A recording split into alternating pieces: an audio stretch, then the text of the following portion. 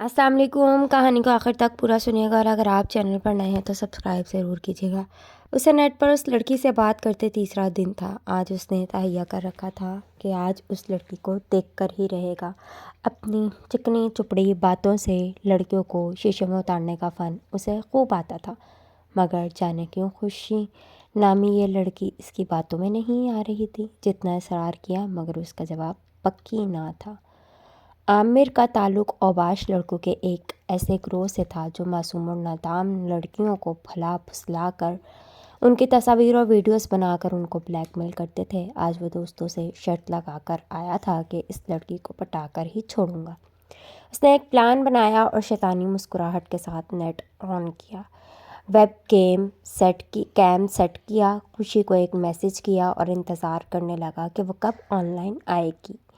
कुछ देर बाद खुशी का मैसेज आया कि जी फरमाइए, क्या ज़रूरी बात है जो आपको पूछनी है। उसने जवाब दिया कि मुझे अभी एक और दोस्त का मैसेज आया जिसने बताया कि आप हकीकत में लड़की ही हो नहीं, आप तो कोई लड़का हो जो मुझे बेवकूफ़ बना रही हो।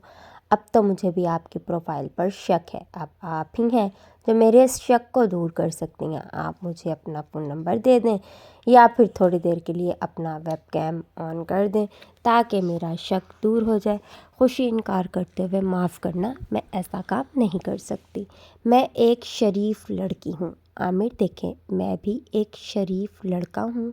2 मिनट की तो बात है। मैं कसम खाता हूँ कि मैं आपका भरोसा कभी नहीं तोड़ूंगा, आपको कभी तंग नहीं करूँगा। अच्छा, अपनी तसल्ली के लिए आप यूँ करें कि वेबकैम पर आ जाएं। फ़िलहाल अपना चेहरा मत दिखाएं, आवाज़ ही सुनवा दें।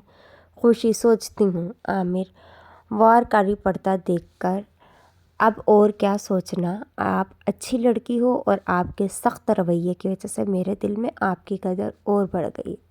मैं आपसे हमेशा की दोस्ती चाहता हूँ और कभी मायूस नहीं करूँगा। खुशी ओके, मैं सिर्फ थोड़ी देर के लिए वेबकैम ऑन करूँगी, चेहरा नहीं दिखाऊँगी क्योंकि भाई ने सख्ती से मना किया हुआ है।